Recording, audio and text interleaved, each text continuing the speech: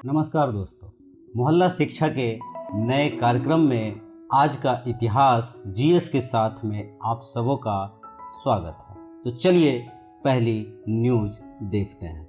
आज का जो पहला न्यूज़ है वो 1768 में ब्रिटेन के जेम्स कुक, ब्रिटेन का ये बंदा होता है जिसका नाम होता है जेम्स कुक, अपनी पहली साहसिक समुद्री यात्रा पर निकला।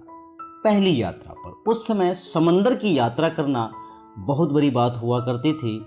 इसी यात्रा के दौरान कुक ने ऑस्ट्रेलिया की खोज की। ऑस्ट्रेलिया एक सबसे छोटा कॉन्टिनेंट जो आपको मकर रेखा पे मिलेगा, मकर रेखा से बीच से काटता है इसको, और प्रशांत महासागर के जलमार्ग बताने वाले नक्शे को तैयार किया। कैप्टन कुक की वजह से इंसान ने 5000 मील का तटीय इलाका खोज डाला। एक बहुत बड़ी उपलब्धि। प्रशांत महासागर की कई अहम जानकारियां पहली बार यूरोप तक कुक के जरिए ही मिली। और जेम्स कुक 3 बार लंबी समुद्री यात्रा पर निकले थे। मतलब एक बहुत बड़ा एक आप सफ़रनामा कह सकते हो इसका। और 1779 में हवाई के पास जेम्स कुक के जत्थे का स्थानीय लोगों से नॉर्मल पॉइंट्स हुए। कुक ने अपने दल की एक नाव चोरी होने से खपाते ये विवाद इतना बढ़ा कि कुक और उनके 4 साथियों की हत्या कर दी गई। मतलब यहीं पर इनका अंत आप कह सकते हो। चलते हैं नेक्स्ट पॉइंट पे। 1944 में जर्मनी की गुलामी से फ्रांस आज़ाद हुआ था आज ही के दिन। चलते हैं नेक्स्ट पॉइंट पे। 1989 में 1989 में मानव निर्मित उपग्रह वाइजर का अक्सर हम नाम लिया करते हैं, द्वितीय सूर्य की परिक्रमा कर रहे दूरस्थ ग्रह नेपच्यून की कक्षा में जा पहुंचा। मतलब ये जिस तरह से राउंड कर रहा था, घूम रहा था, पिक वगैरह ले रहा था, नेपच्यून तक चला गया। इस यान ने सफलतापूर्वक वरुण ग्रह और उसकी परिक्रमा कर रहे प्राकृतिक उपग्रह नेचुरल की तस्वीरें पृथ्वी पर भेजना शुरू किया। और सूर्य की परिक्रमा कर रहे ग्रहों में से केंद्र से सबसे दूर वरुण ग्रह है।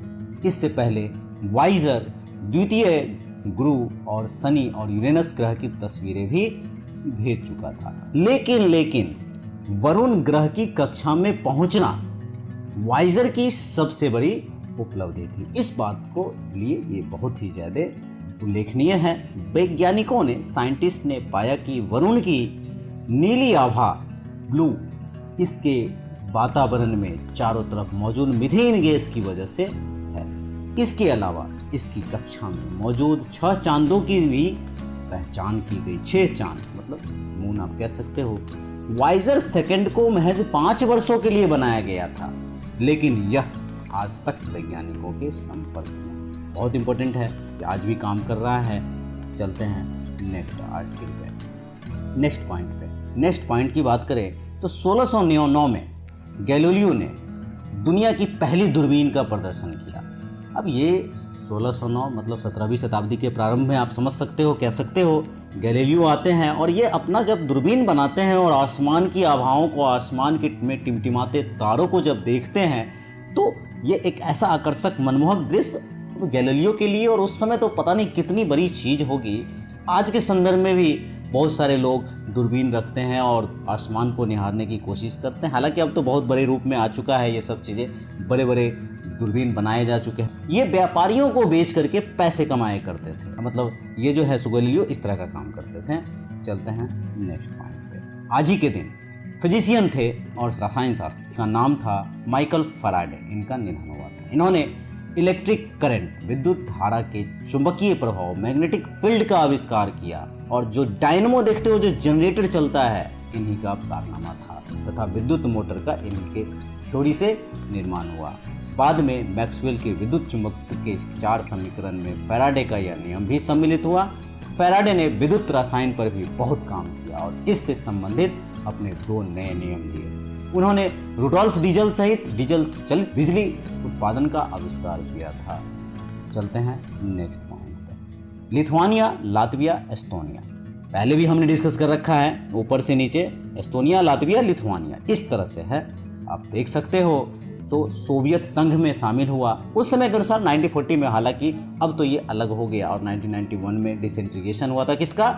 जरा आप लोग कमेंट सेक्शन में बताना, शायद रशिया है या चाइना है।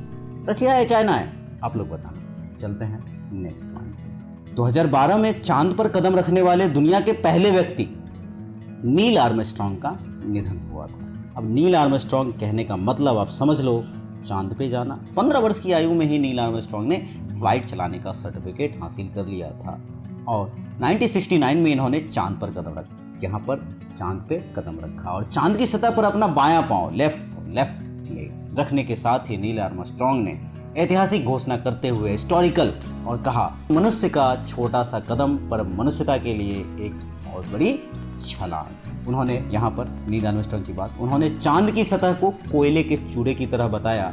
जहाँ उनका यान उतरा था वहाँ करीब 1 फुट गहरे गड्ढे पड़ गए थे। इस ऐतिहासिक क्षण को उनके यान पर लगे कैमरे ने कैद किया था। उतरने के फौरन बाद आर्मस्ट्रॉन्ग ने सबसे पहले चांद की सतह की तस्वीरें ली और उसकी मिट्टी के कुछ नमूने एकत्र किए। इस तरह की बातें यहाँ पर होती हैं। जय हिंद, जय भारत।